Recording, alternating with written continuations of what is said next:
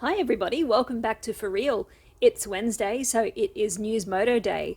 It's the 2nd of June, and we've decided that we're going to do Newsmodo every Wednesday now. Thanks so much for watching. If you're a new subscriber, thanks very much for subscribing and tuning in to Newsmodo. So first up, we need to have a look at the COVID situation in Cambodia. And infection rates are on the rise again. So we were down to around about 400 a day for about a week. And now we're back up to recent numbers of 750 per day. So the slowdown that we had seen seems to have become a thing of the past, and numbers are on the way up again. Total numbers are now 31,460, and recovery rates are 24,042 as of today. People, particularly those in Phnom Penh, are really concerned that there's going to be another lockdown because of this recent rise in numbers. The memory of the last lockdown, I guess, is fairly recent, and it was a very harsh lockdown too. So you can understand that people are very concerned about what's coming for them in the future. But good news that they say there won't be a lockdown at this stage. Something that a lot of people have been concerned about is the situation in prisons in Cambodia. And we've had an outbreak in Sihanoukville prison in the past that we've talked about, but recently there's been one in Kandal prison. And there were 100 cases identified there, but now that outbreak has increased to almost 300 cases. A lot of human rights groups have been warning that this is a bit of a powder keg because of the overcrowding that exists in prisons in Cambodia. We've seen the same thing happen in Thailand. They had a massive outbreak in one of the prisons there. So just watching and waiting to see what's going to happen. At this stage, there are probably 3 or 4 prisons that have cases identified. Bit closer to home now. The Kampot Casino was closed on the 29th of May after some gamblers there were discovered with COVID. So I think 4 of them were identified as being COVID positive at that stage. And luckily they wasted no time in closing the casino. Fast forward 2 days to the 31st of May, and we have 56 casino workers from that same casino testing positive for COVID-19. Just to clarify, this is in Kampot province, but not in Kampot town itself where we live. It's in Kampong Trak, I think it's called, which is closer to the border with Vietnam. The Kampot province officials have acted fairly quickly, and they've introduced a curfew and an alcohol ban province-wide. So this affects us in that we cannot go out between the hours of 8 p.m. and 5 a.m. every day. It's only for a week at this stage, but it could easily be extended if more cases are found, and depending on where they're found as well, depending on how much spread there's been from the casino area. There's an alcohol ban as well, so you can't buy it in supermarkets, you cannot drink in bars or restaurants or anything like that. Don't worry about us though, we found out that the curfew was coming into effect this morning, and Jeremy did a late night run to the shop, so we're all good on that count. If you've been watching our videos for a while, you might remember that last time we went to Phnom Penh, we stayed at Naga World, and there's been a report that recently they're laying off employees because of the pandemic, and they're citing reduction in profits as the reason for that. There's been a massive outcry about this because even though obviously it has taken a bit of a hit in terms of its profits, the Naga World complex still had over $100 million profit in 2020. So it's a bit of a, bit of a big call to say that they need to sack all of those employees. And we're talking about 1,300 people. Probably those people are, the only ones left in their family with an income. So it's much, much more serious than it would be in normal times. It's not unusual for people that have jobs to be supporting 1 or 2 whole families, especially if the rest of the family members don't have a job anymore. That's what makes this situation with Naga World so much more severe at the moment. Back up to Siem Reap now. Last week we told you that Samaki Market was closed because of a case of COVID, and this week Krolan Market has been closed. They've closed that market for 2 weeks. That market was involved in a COVID case before, so it's not the first time that that area has been hit with COVID. That was a fair while ago though, so I don't think those cases would be related. Bit of good news amongst all the doom and gloom.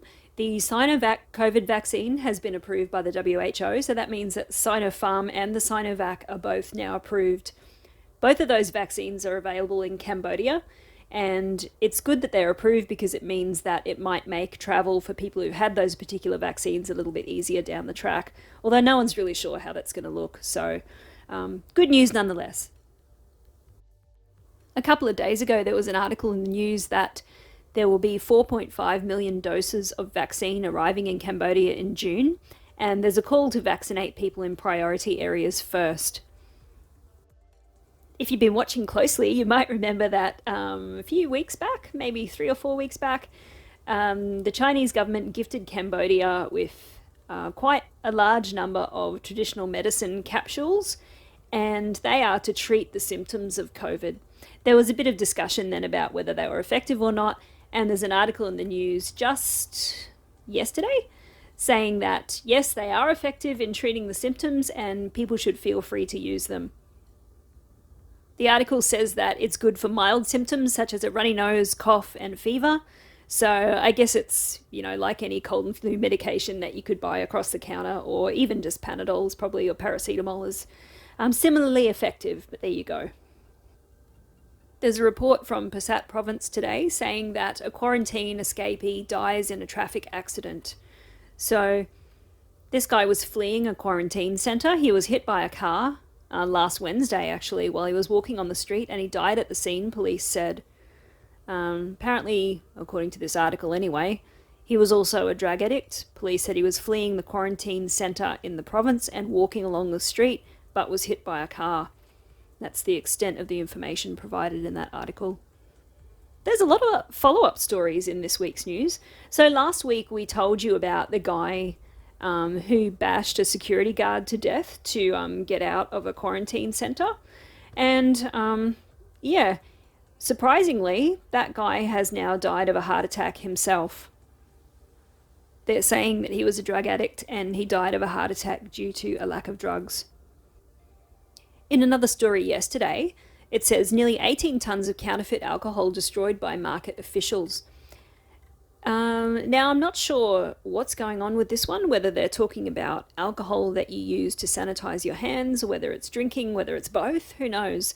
It says nearly 18 tonnes of counterfeit alcohol or methanol was destroyed at a landfill in Phnom Penh's Dangkor district. And that's all the information there is on that story as well. There's been another huge drug bust. Chinese and Vietnamese nationals were caught with 130 kilos of drugs and guns. This must be some kind of record. So I'll just give you a bit of a breakdown, since it's in the article, of what they actually had. So ecstasy, more than 94 kilos. Methamphetamine, which is ice, 42.85 kilos. P2P ingredient, I don't know what that is. More than 10 kilos, but also seized, and this is where it gets interesting, materials for processing, packaging at a large number of scales, 2 cars, 2 small arms with bullets, etc., 2 small arms recycled, 2 pairs of handcuffs, and 2 mobile phones. We'll put a link to all of these stories in the comments section of this video, so if you want to go into the articles and have a look at the pictures, go ahead and do that. It's quite interesting to see how these things are reported in Cambodia, because they always make the people stand behind a table where all of the items are placed, so you can see just the scale of this is extraordinary. On the 29th of May, a lightning strike killed 3 people in Kampong Thom province and 5 others were injured. If you follow the news in Cambodia, you'd notice that there are often cases of lightning strikes killing people reported. And following that last article that I spoke about, there was another article saying that there have been 42 lives lost in the first half of this year just from lightning strikes. It seems like a very, very high number. I'm really not sure why that happens here. If you have any thoughts, I'd love to hear them. Next article is for all of you that follow the Team Prius, Team Camry debate in Cambodia. This article is about a speeding Prius. It hits a house and the driver runs away. According to sources at the scene, before the accident, a navy blue Toyota Prius, goes on to tell you the license plate as well, was seen travelling from south to north. It hit the drain cover and then hit the house, causing minor damage to a wall while the car broke the front right wheel. After the incident, the driver saw the uncomfortable situation, fled, and left the car at the scene. I reckon uncomfortable is a pretty big understatement for how he might have felt at that stage. And for the last story of today, another nice feel-good story to end on a positive note. Great hornbills have been spotted in Phnom Penh, and people are saying it might be a good sign. In some parts of the region, hornbills are considered emblematic of a divine spirit. Having a hornbill fly over a household is a sign of good fortune to come, it says. If that is the belief, then people in Phnom Penh can expect the spirit to shower good fortune over them, as for the last 6 months, 10 pairs of the great hornbills have been spotted over the capital. I've only ever seen a hornbill in captivity, so I think it would be an amazing thing to see one just out and about like that. I hope you've enjoyed today's news. I'm sorry there weren't many good stories today or many funny stories. Most of them were quite serious.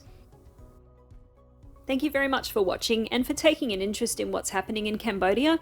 Certainly not one of the headlining countries around the world, not one of the big news places. You don't hear about it much outside of Cambodia itself. So it means a lot that you care enough to find out what's going on here. We just recently made our second donation to charity, and we received, I think it was $80 for the month of May from our YouTube revenue, and we gave that to Heartprint because during May they were having a Match It campaign, so one of their donors agreed to match any donation that they got for that time. So that means that the $80 that we contributed has now become $160, and therefore will make twice the difference. Thank you for your support in making that happen for us. It was through subscriptions and people liking and commenting that happens, and much appreciated. Thank you. If you look in the description of our channel, you will find links to all of the other people that we follow on YouTube, and there are a lot of them. You'll also find people that are making content in Cambodia and lots of other stuff that you might be interested in. Have a look at that, check it out, give us a like and subscribe. Thanks again for watching, and we'll see you in the next one. Bye.